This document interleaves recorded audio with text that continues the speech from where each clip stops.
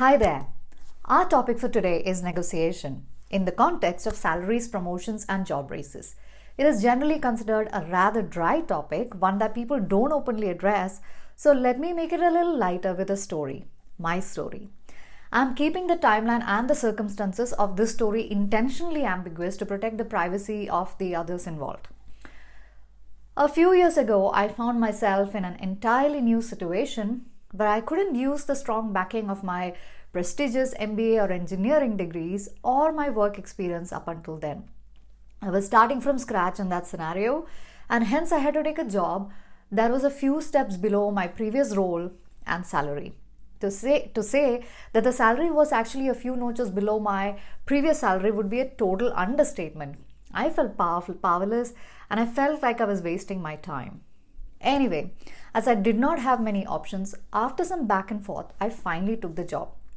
Under one condition though, that the HR and I have a talk in 3 months based on my performance on revising my role and salary.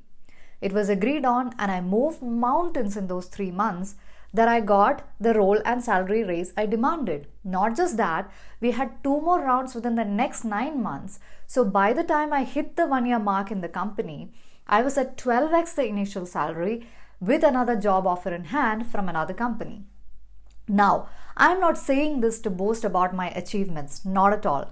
I am like you. When put under pressure, high pressure situations, I learned some new skills and strategies, and that is what I want to share with you today.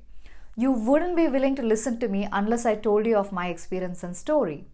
Now that we have set some context, let me introduce myself, as you may be wondering who the heck I am.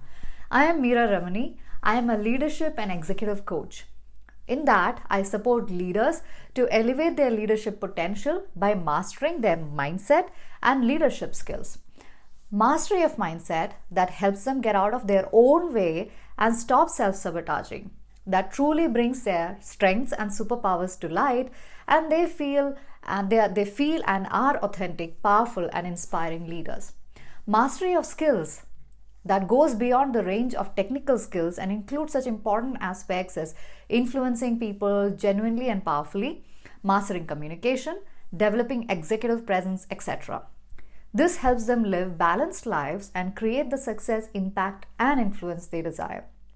I started my coaching career after 16 years in the corporate world, working across the world, India, US, Poland, and Germany in leadership positions in companies such as Procter & Gamble and Amazon. So, now I've introduced myself, let's get into our chosen topic, negotiations in the context of salary raises, promotions, and job upgrades. Let's first talk about why negotiations are important. From a personal standpoint, we all agree that is to ensure that the value we provide, the high value we provide, is fairly reciprocated. It gives us a sense of acknowledgement, success, and growth. It justifies the hard work we put in to have the quality of life that we deserve and desire. Then why do so many of us shy away at the prospect of negotiating what we think we deserve? I think that's the juicy part. Why juicy? Because there's a lot more than that goes beyond this than we do acknowledge. And once we realize what really goes on, we have the power to change the narrative, the game, if we want to. But we'll come to that in a bit. Now let me tell you, what I'm sharing with you is relevant for all genders. However, at times, I might lean a bit more into how women tend to negotiate because that's where we find the biggest gaps. We have established until now why we think negotiations are important. But why is negotiating right important? To fully appreciate why negotiating right is important, let's see the impact of how negotiations are being done currently across the world by most people. Professor Linda Babcock is a professor of economics at Carnegie Mellon University, and she did a study for her book Women Don't Ask, where she found that there was a 7.6% difference between the salaries that women MBAs were getting and those that men were getting. A lot is blamed on gender bias when it comes to salaries and careers, and a majority of the blame for the difference has been placed on organizations. While we aren't refuting that, let's be curious and ask if there is something more. One of the questions Professor Linda Babcock asked people is, When you got your offer, did you attempt to negotiate?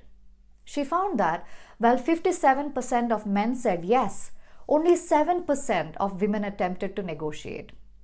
Of those who negotiated, they were able to increase their salary by over 7%. Now you can see that if women and men negotiated in similar proportions, that 7.6% difference would be cut dramatically. Now let's take about taking personal ownership here, regardless of our gender, to upgrade that, to close the gap on negotiations. But why would we even negotiate, you may ask? Shouldn't organizations and managers proactively reward good behavior? Sweet. No, it doesn't work that way. I used to think so too. Let's understand that through looking at some more facts. Let's consider, if you think of 100,000 salary and one person negotiates and gets 107,000 and the other doesn't, what's the cost of that? In a simple-minded way, we might say, hey, is 7,000 actually worth asking, risking my reputation and likability? And we can agree 7,000 may not be worth it. Now let's bring the concept of compounding into the mix to give that, is it worth it, another consideration. In essence, that 7,000 gets compounded over time. If you and your counterpart who negotiated are treated identically by the company, you are given the same raises and promotions, 35 years later, you will have to work 8 more years to be as wealthy as a counterpart at retirement. Now the question is, 7,000 may not be worth the risk, but how about 8 years of your life? By the way, if you're interested in diving deeper, check out the links below this video. They'll guide you to my sources of research and for further reading. You may be thinking, who are better at negotiators, men or women? According to research, gender is not a very good predictor of negotiation performance. However, certain types of negotiation can set the stage for differences in outcomes negotiated by men and women. For example, men outperform women in competitive environments in which payoffs are determined by comparing relative performance. It's not that the pressure of competition causes women to stumble and crumble, but rather men step up their performance in competitive environments. These in essence reflect stereotypes and long-standing behavioral biases, gender biases that we hold against ourselves as well as others. Looking back, I remember instances when I thought that I am a weak negotiator as compared to my male counterparts. Well, I changed that for good, and I'll share how I did that with you very soon. Okay, so let's recap the major points we have covered so far. We talked about why negotiations are important. Then we talked about why negotiating right is important. The compounding effect, in essence. We established there are gender differences and we hinted at the fact that it doesn't need to stay that way. The story can indeed be rewritten powerfully. Now we get to the juicy part that I promised before, to understand why we do what we do in negotiations and how to turn that around powerfully. But wait, let me ask you something before that. Can you for a moment acknowledge what's going on in your life or a previous moment in your life? Maybe you have experienced yourself working so hard towards that promotion or salary raise or that role upgrade, but felt tongue-tied in the one-to-one with your manager, not able to put your points across succinctly. You felt underwhelmed, even frustrated as you walked out of that meeting without getting what you wanted. Have you ever felt that you work so hard and no one takes notice, that the salary raises and promotions are taking forever? Probably there is another colleague who you think is not as good as you, probably gaining in popularity and rewards. You're highly ambitious, but you aren't currently where you want to be, and you don't yet see light at the end of the tunnel probably. If that's you, I understand. It's frustrating, it's demotivating. Let me tell you this, there is indeed light at the end of the tunnel, and I'm here to show you how. But it's not going to be a cakewalk. To upgrade any area of your life, including your negotiation skills, you can't just wish for it and let it be. There's daily practice of your mindset and skills that you need to do. Just like learning to bike. It'll be difficult at first. Your whole being might revolt against it. But with practice, it becomes second nature. Let me make this easier for you. Imagine a moment in your life where with your newly developed negotiation skills, you feel authentic in negotiations and not come across looking greedy or selfish. In fact, instead of being disliked for being a negotiator, people actually admire you for the way you negotiate, powerfully, with confidence, and in integrity. You land a role that you absolutely love and a race to go with it, making it very easy to wake up in the morning inspired and excited for the day. A job where you provide tremendous value and feel valued in return and acknowledged in return. You see your career graph growing steadily and your vision for your future coming true.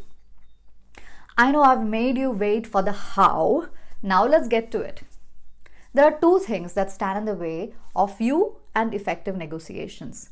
You, in fact, your mindset, and two, how to communicate your value, the preparation, presentation of it.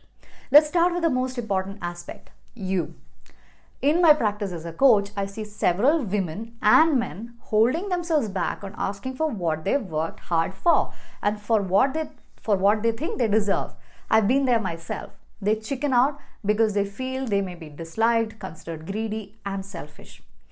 That's what is going on in their minds as they go into that one-to-one meeting with the manager to talk about their personal development plan or negotiate their salaries, roles, and promotions. It erodes their confidence, their sense of surety. Imagine walking into a negotiation meeting feeling entirely unsure of what you want to talk about, your major speaking points, your major wins, because of the need to be liked. That smells like uncertainty and diffidence. It's the equivalent of body odor on your first date. Not impressive, right? It erodes your value. Now consider this scenario. I'm sure most of you are super achievers in this group and can relate. You have provided value that is equal or in excess of the expectations your manager has set. You have gone beyond your call of duty and delivered excellent results. Before you walk into that meeting then, if you can remind yourself of the value you've provided, it will make you feel confident. On the contrary, if you don't negotiate your worth and leave the meeting feeling frustrated, you're most likely to lose motivation in your job over a period of time and deliver work that is of lower quality, as a result of which you will suffer, your reputation will suffer, and your employer will suffer. Who wants that, right? So that's another reason for you to stand your ground and ask for what you're worth. Here, I want to bust an unnecessary negative association that stands in the way. The negative association, even if subconscious, with money. So you want to be acknowledged as a valued leader, but it feels icky to ask for money. Equating money to greed and selfish people needs to stop. What else would you like to be compensated with? Ice creams? That's a joke. Anyway, money is a tool, just like a tool that, like any other tool, when placed in the right hands, is a tremendous resource for goodness and value creation. In the wrong hands, just like technology, information, or a knife, it can be used for bad causes. If you think you're a good person, money will be a good tool that you can use for your own good and for the larger good of the families and communities you belong to. So let's stop demonizing money and associate it with positivity. And finally, on the point of mindset, we hold ourselves back from asking, fearing a no. But is it that bad to get a no? At the end, it's just a no. You can use that interaction to understand why it's a no, the reason behind it, and work on what needs to change, including skills upgrade, getting a mentor or a coach to help you out, regular touch points with your manager to assess progress against goals, etc. It's about taking ownership. Identify what it would take to reach your goal and aim to exceed those expectations. Then ask to revisit the conversation after you've had time to do that, so that the next time you appear for the negotiation, you get a yes. So I'll conclude the aspect of mindset for now, reiterating the need to own your worth and be confident. Confidence is your best negotiating tool. If you know your worth, radiate that knowledge and back it up with great work ethic and attitude, then you're set up for success. People who believe in themselves are essential for an organization, and they're more willing to invest in getting and keeping them. With that, I move on to the second point: facts, preparation, and presentation. Let me assume in this context that you're doing an awesome job and you're providing tremendous value to your organization. If not, go back to the previous point where I mentioned learning from the no, or consider if you're in the right job or role where you feel motivated to do your best. I won't digress further on these points and stay within the context of this topic, the topic of negotiation. Ahead of a major negotiation, arm yourself with facts and figures on what you have accomplished in the previous year, quarter, or months. How you've delivered, over-delivered on the expectations set. If something didn't turn out the way it was expected, what is your game plan to put that back on track? Arm yourself with that knowledge or plan. Focus on the results. Bring numbers to the table. How much value did you add to the bottom line or the reduction of expenses? If you're negotiating your promotion, show your readiness for that role. Put yourself in your manager's shoes. What will make them go, wow, this person is so ready for this role and is already thinking at that level? What will make them think that way? What can you say or do? In a negotiation, it is important to understand what motivates the other person and create win-wins. Does your promotion give you the leverage to reduce a challenge your manager has? Then mention that. For example, if your manager handles 10 different P&Ls departments and your promotion means that you will handle 2 of those with full ownership and responsibility and results, that will reduce the load off of your manager's back and give her or him the relief that you will manage it with superior quality. Highlight that skill, highlight that potential in you. It's not your boss's job to give you more money because your life has changed. If you want to negotiate higher pay, you need to justify it. Demonstrate how paying you will produce greater outcomes for the company in the areas that matter: sales, cost reduction, profits. In essence, show a positive return on income, ROI, on your salary. Return on investment on your salary. The more you solve problems and create incremental value that impacts the bottom line, the more you can confidently ask for. You are entitled to more money because of your impact, not because you work hard or longer hours. Tying your promotion or raise in relation to your manager, team, or organization thriving is the key to nailing negotiations. With that, I conclude our session for today. I hope you enjoyed it. Please let me know your thoughts and questions in the comments section below. If you have specific questions, feel free to send me a direct message. If you want certain aspects of this topic to be covered in more detail or other aspects to be covered, let me know and I'd be happy to consider making another video on that. I wish you all the best. Thank you for watching and bye for now.